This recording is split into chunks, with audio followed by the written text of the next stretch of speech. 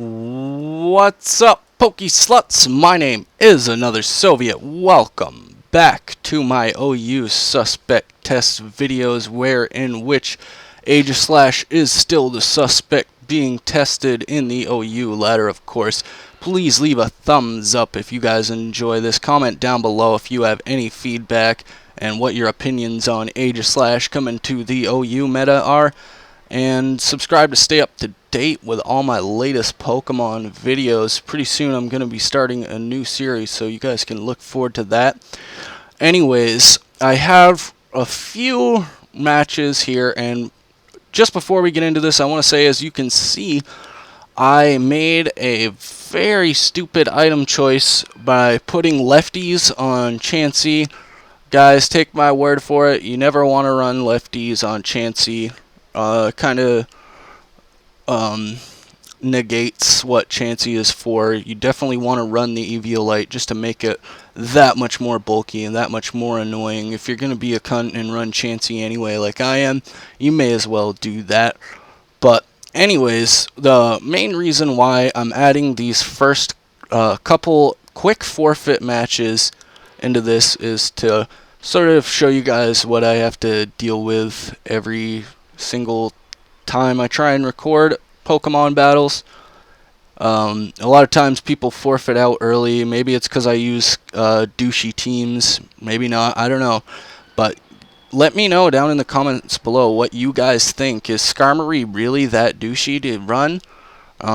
Because as you'll see, all three of these matches that I have on here for you, my opponents forfeited out very early. And in fact, this one is about over. As you can see, my opponent's team here is pretty freaking weak and lame, but as you can tell, it's sort of a monotype team because they all are poison, as you can see. But anyways, yeah, this is pretty much over. As you can see, he's going to forfeit here because I guess I'm running the Spikes, Rocks, Whirlwind, Skarmory. So I'll take you over to the next one now.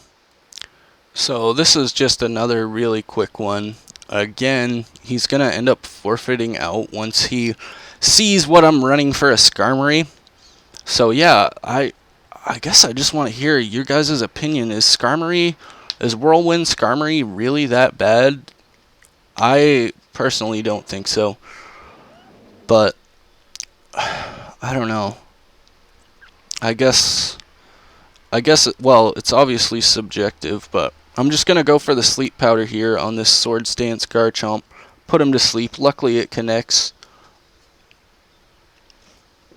As you guys well know, hacks hate me very much, so I didn't expect that to connect at all, and I didn't expect him to stay asleep for that long, but this Garchomp is going to go down to the Giga Drain and the Leech Seed. And I get to sap all the health off of Garchomp. All the health that I didn't lose. And now he's going to bring out his Escavalier. I don't know how to fucking pronounce some of these Pokemon, but I'm just going to go for the Sleep Powder again. Unfortunately, it misses. And he does have the knockoff. Which obviously is kind of a moot point because this is Mega Venusaur, as you can see. But now I'm going to bring out the apparent douchey Pokemon and go ahead and set up as usual. He's not going to be able to do much to this. I mean, the Weevil with an Ice Beam can do a decent amount, but it's not going to do much. Plus, he has the Toxicroak, so I don't know if I really understand why he forfeits out really early in this one. He definitely has a chance to take this thing down.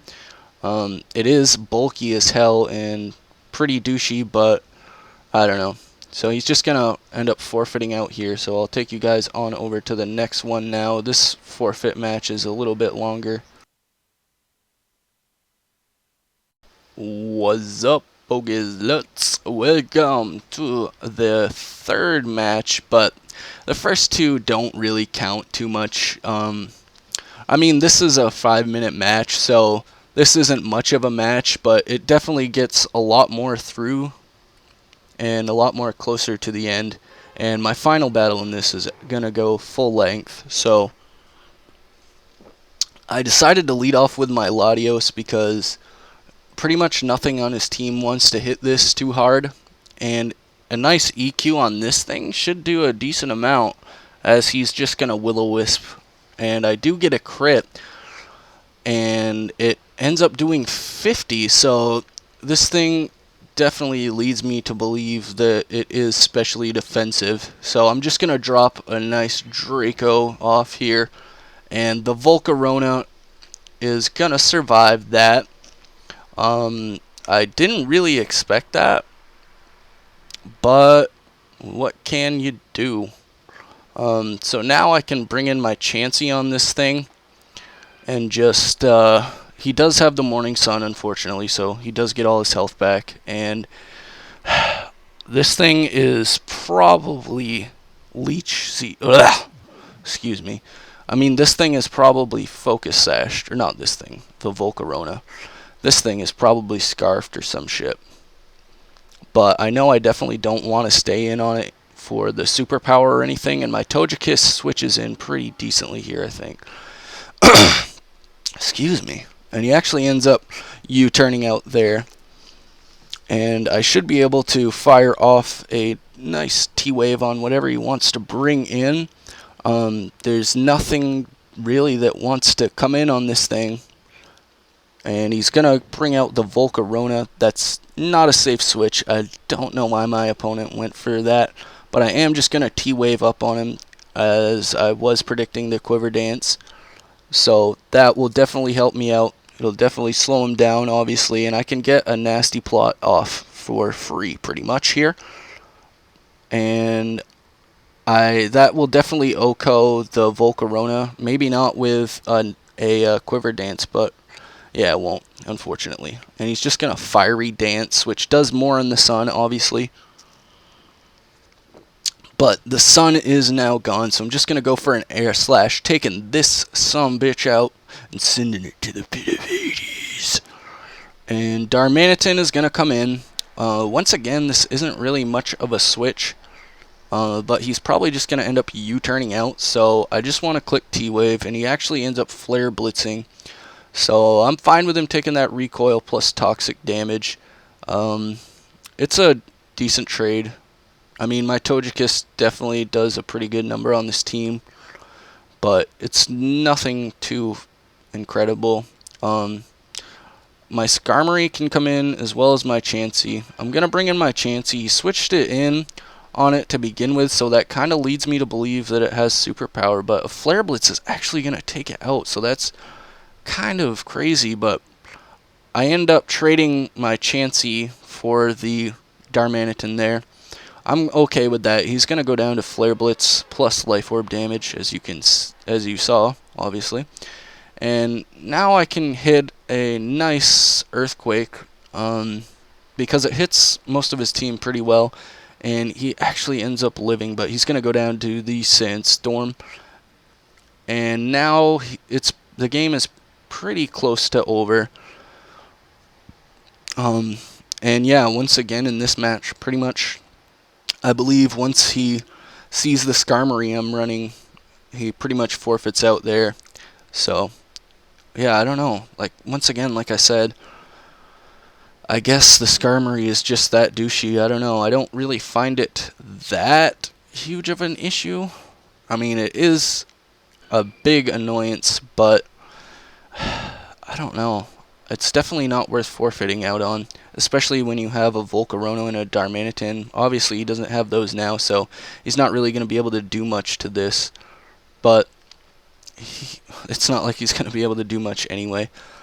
And he's pretty much just going to forfeit out here. So I will take you guys on over to the next one now. He actually ends up having HP Fire, but he is just going to forfeit out here. So I'll take you guys on over now.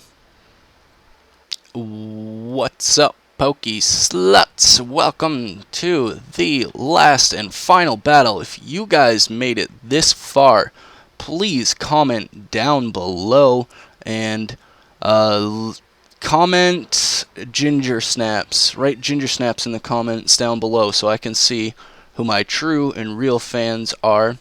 As you can see, this is another monotype team, and it's not too strong, but surprisingly I actually do end up losing. He does have a few threats to my team, and the Mega Alakazam is pretty prevalent, which is pretty scary because if I don't keep this T-Tar around, I can't really do much to deal with it.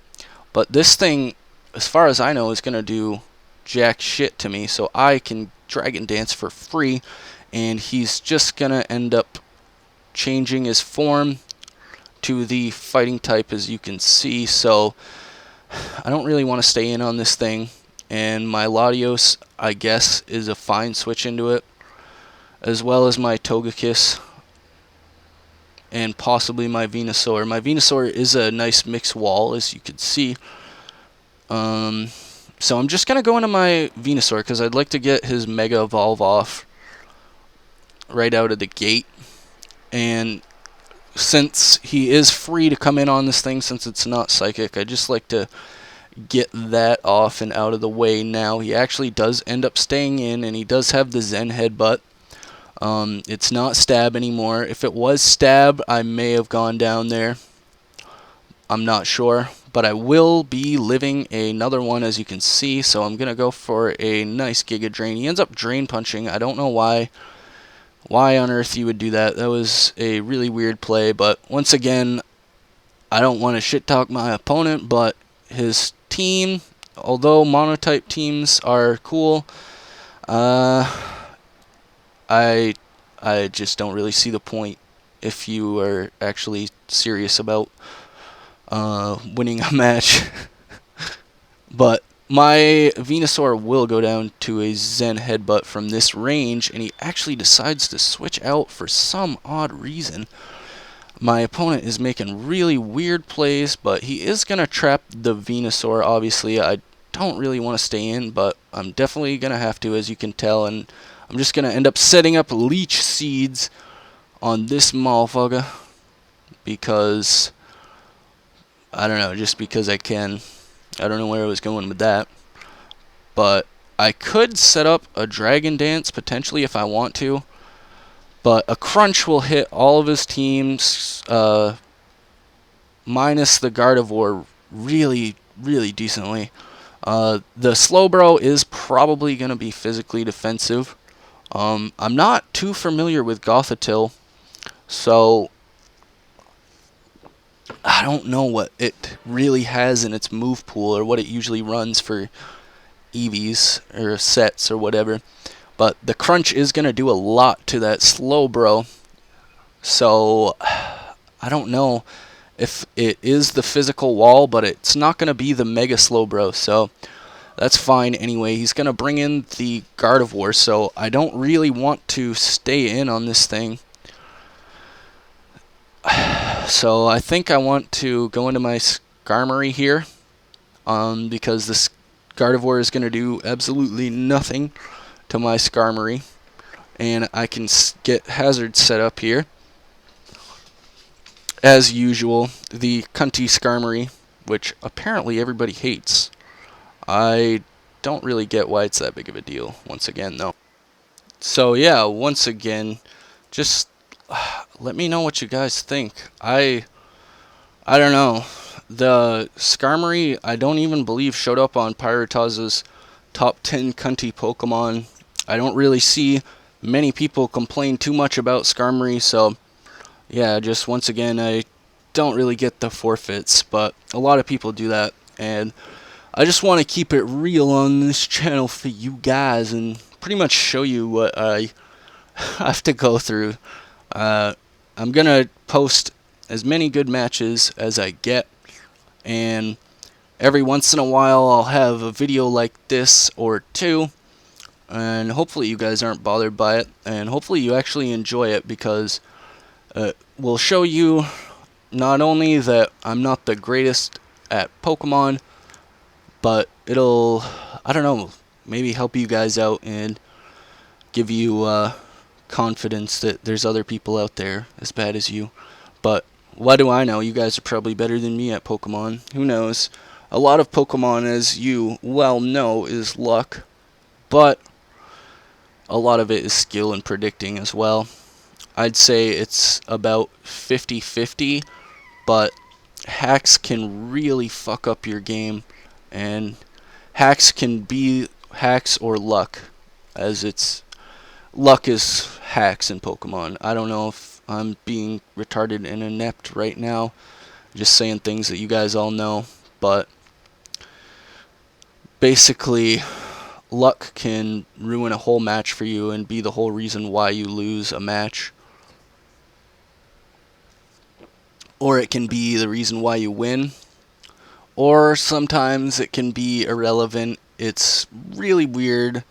I don't know if hacks are any better on console, or not console, the actual handheld games, but it definitely seems like they are. He's going to set up Calm Mind, which is really, really dumb. I don't know why the hell you would do that when I have Whirlwind Skarmory, but I'm definitely expecting the Focus Blast, and my Skarmory does not want to take that.